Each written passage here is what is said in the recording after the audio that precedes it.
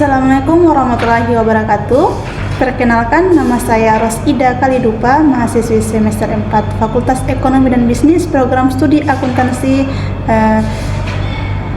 Universitas Khairun. Pada kesempatan kali ini saya akan membahas sedikit materi mengenai teknik analisis data studi kasus. Studi kasus sebagai sebuah pendekatan penelitian yang mendalam menawarkan lensa yang unik untuk memahami kompleksitas fenomena dalam konteks alaminya. Berbeda dengan penelitian kuantitatif yang seringkali berfokus pada generalisasi melalui sampel besar, studi kasus menyelidiki secara intensif atau entitas tunggal atau sejumlah kecil kasus yang saling terkait. Entitas ini dapat berupa individu, kelompok, organisasi, program, peristiwa, atau bahkan interaksi sosial yang spesifik. Kekuatan utama studi kasus terletak pada kemampuannya untuk mengungkap detail yang kaya dan mendalam, memberikan pemahaman holistik tentang dinamika dan proses yang terjadi dalam kasus tersebut. Dalam konteks studi kasus, analisis data memegang peranan krusial dalam menerjemahkan data mentah yang terkumpul menjadi wawasan yang bermakna dan relevan dengan pertanyaan penelitian. Proses analisis ini tidak sekedar merangkum informasi, tetapi juga melibatkan interpretasi, identifikasi pola, menarik kesimpulan, dan pengembangan pemahaman yang lebih mendalam tentang kasus yang sedang diteliti.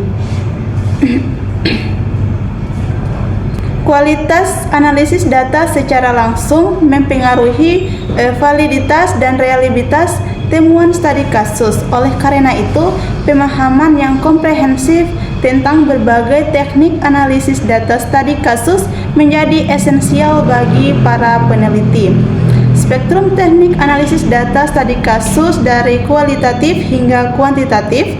Analisis data dalam studi kasus bersifat multidimensional dan seringkali melibatkan kombinasi berbagai teknik, baik kualitatif maupun kuantitatif, tergantung pada sifat data yang terkumpul dan tujuan penelitian. Teknik analisis kualitatif bertujuan untuk memahami makna, perspektif, dan pengalaman yang diekspresikan dalam data non-numerik seperti transkrip wawancara, catatan observasi, dokumen, dan artefak visual. Sebaliknya, teknik analisis kuantitatif melibatkan pengolahan dan interpretasi data numerik seperti hasil survei, data statistik, atau metrik kinerja. Kemudian ada analisis konten, di mana mengurai makna tersembunyi dalam teks dan media. Analisis konten adalah teknik sistematis untuk mengidentifikasi pola, tema, bias, atau makna spesifik dalam berbagai bentuk komunikasi. Proses ini melibatkan pengkodean data menjadi unit-unit yang lebih kecil berdasarkan kategori yang relevan dengan pertanyaan penelitian. Kode-kode ini mungkin kemudian dikelompokkan menjadi teman yang lebih luas dan hubungan antara tema dianalisis untuk menghasilkan interpretasi yang mendalam. Analisis konten sangat berguna dalam menganalisis transkrip wawancara, dokumen kebijakan, artikel berita, konten media sosial, dan materi visual berkaitan dengan kasus yang diteliti. Kemudian ada analisis naratif, memahami alur cerita dan konstruksi makna. Analisis naratif berfokus pada cerita atau narasi yang disampaikan oleh partisipan atau yang terdapat dalam berbagai bentuk data tekstual. Teknik ini bertujuan untuk memahami bagaimana individu atau kelompok membangun makna melalui cerita mereka, bagaimana mereka mengorganisir pengalaman mereka dalam bentuk narasi, dan bagaimana narasi tersebut mempengaruhi pemahaman kita tentang kasus tersebut. Analisis naratif melibatkan pemeriksaan struktur narasi, alur karakter, latar konflik, revolusi. Isi narasi seperti tema, motif, perspektif, dan konteks narasi. Kemudian ada analisis tematik, mengidentifikasi pola makna yang dominan. Analisis tematik adalah metode yang fleksibel dan banyak digunakan untuk mengidentifikasi, mengorganisir, dan mendeskripsikan pola makna atau tema dalam data kualitatif. Proses ini melibatkan familiarisasi dengan data, pembuatan kode awal, pencarian tema potensial, peninjauan tema, pendefinisian dan penamaan tema, serta penyusunan laporan temuan analisis tematik. Memungkinkan peneliti untuk mengidentifikasi isu-isu sentral, perspektif yang berulang, dan makna yang mendasari. Kemudian ada triangulasi data, yaitu memperkuat validitas dan kredibilitas temuan. Triangulasi data adalah strategi penting untuk meningkatkan validitas dan kredibilitas temuan studi kasus. Teknik ini melibatkan penggunaan berbagai sumber data, metode pengumpulan data, analisis, atau perspektif teoritis untuk memvalidasi dan memperkaya pemahaman tentang kasus tersebut. Dengan membandingkan dan mengkontraskan informasi dari berbagai sumber, peneliti dapat mengurangi bias dan memastikan bahwa temuan didukung oleh bukti yang kuat. Analisis data kuantitatif dalam studi kasus itu melengkapi pemahaman kualitatif. Meskipun studi kasus seringkali didominasi oleh data kualitatif, data kuantitatif dapat memainkan peran penting dalam memberikan konteks, mengukur frekuensi atau intensitas fenomena, dan mengidentifikasi hubungan statistik yang relevan dengan kasus tersebut. Teknik analisis kualitatif bertujuan untuk memahami makna, perspektif, dan pengalaman yang diekspresikan dalam data non-numerik seperti transkrip wawancara, catatan observasi, dokumen, dan artefak visual. Sebaliknya, teknik analisis kuantitatif melibatkan pengolahan dan interpretasi data numerik seperti hasil survei, data statistik, atau metrik kinerja. Kemudian ada analisis konten, di mana mengurai makna tersembunyi dalam teks dan media.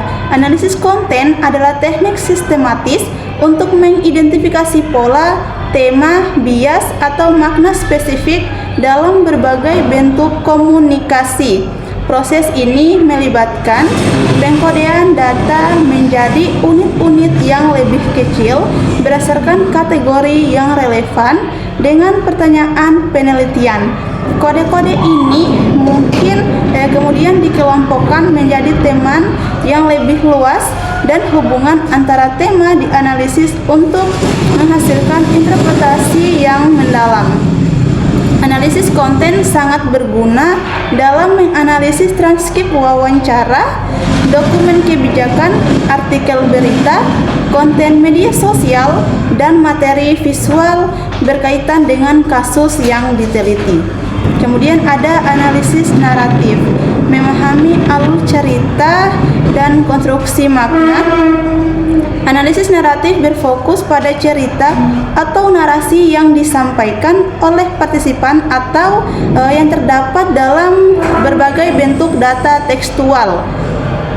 Teknik ini bertujuan untuk memahami bagaimana individu atau kelompok membangun makna melalui cerita mereka, bagaimana mereka mengorganisir pengalaman mereka dalam bentuk narasi, dan bagaimana narasi tersebut mempengaruhi pemahaman kita tentang kasus tersebut. Analisis naratif melibatkan pemeriksaan struktur narasi, alur karakter, latar konflik, revolusi. Isi narasi seperti tema, motif, perspektif, dan konteks narasi.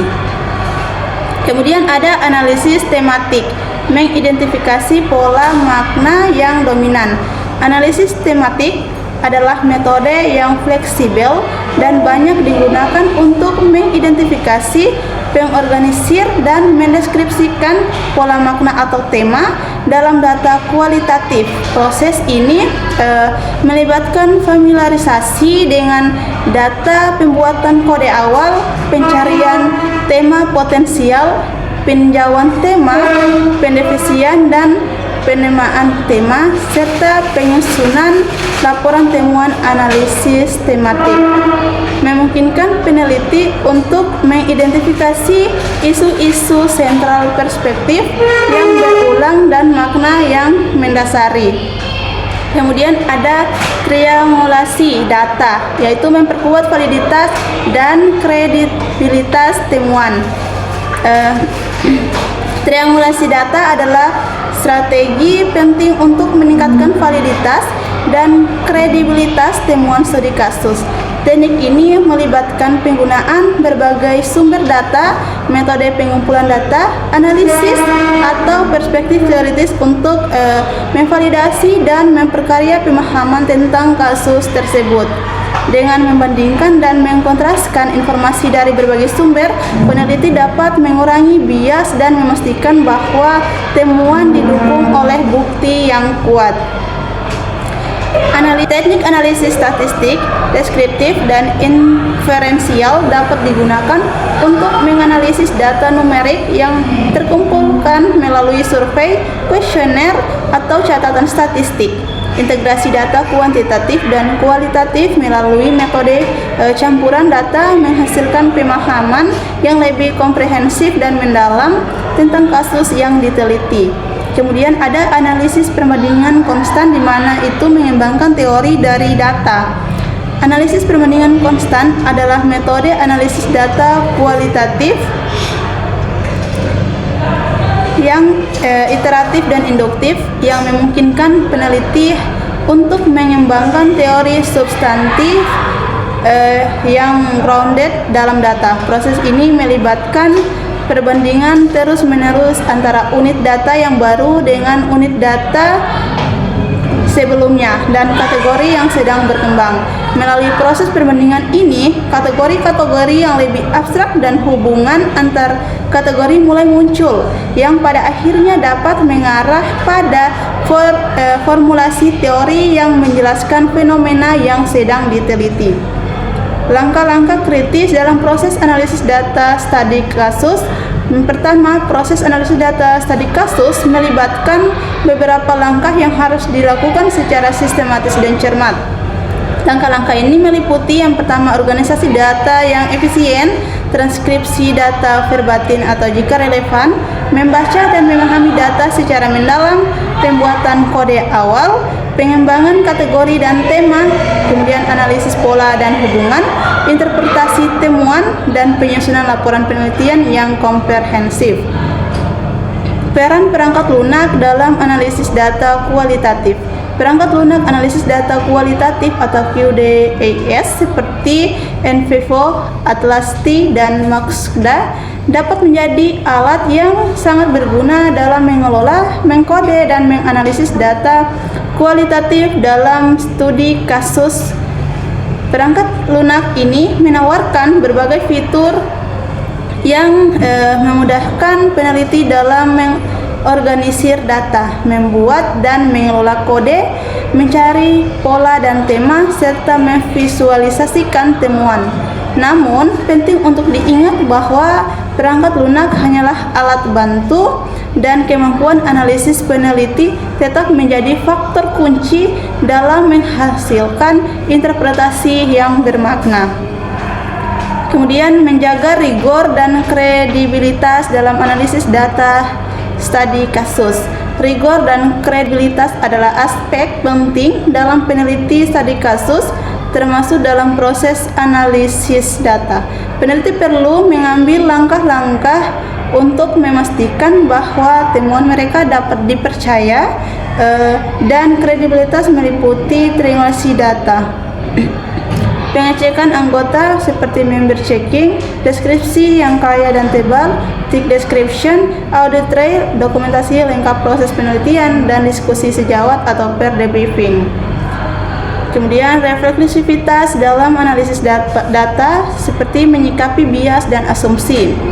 Refleksivitas adalah proses di mana peneliti secara kritis memaksa asumsi, bias, dan pengaruh mereka sendiri terhadap proses penelitian dan interpretasi data. Dalam analisis data studi kasus, penting bagi peneliti untuk menyadari bagaimana perspektif dan pengalaman pribadi mereka dapat mempengaruhi cara mereka mengkode, mengategorikan, dan menginterpretasikan data. Melalui refleksi yang jujur dan berkelanjutan, peneliti dapat meminimalkan potensi bias dan meningkatkan objektivitas temuan mereka. Kemudian penyajian temuan analisis data studi kasus. Penyajian temuan analisis data studi kasus harus dilakukan secara jelas, sistematis, dan menarik. Peneliti perlu mengorganisir semua temuan berdasarkan tema atau kategori yang relevan berdasarkan temuan mereka atau kategori yang relevan dengan pertanyaan penelitian. Pengguna kutipan langsung dari data kualitatif dapat membantu untuk mengilustrasikan dan mendukung interpretasi peneliti. Selain itu, penggunaan tabel grafik atau diagram dapat dibantu dalam menyajikan data kuantitatif dan memvisualisasikan hubungan antara variabel. Jadi dari materi yang sudah saya sampaikan sebelumnya, saya dapat menyimpulkan bahwa analisis data studi kasus adalah proses yang kompleks dan menantang, tetapi juga sangat bermanfaat dalam menghasilkan pemahaman yang mendalam tentang fenomena yang kompleks dalam konteksnya. Dengan memahami dan menerapkan berbagai teknik analisis data, baik kualitatif maupun kuantitatif, peneliti dapat mengungkap pola-pola, tema, dan makna yang tersembunyi dalam data mereka. Kombinasi teknik analisis yang tepat bersama dengan rigor metodologis dan refleksi diri yang kritis akan menghasilkan temuan studi kasus yang valid, kredibel, dan kontribusi signifikan terhadap pengetahuan dalam bidang yang relevan. Mungkin itu saja yang dapat saya sampaikan. Akhir kata dari saya, wassalamualaikum warahmatullahi wabarakatuh.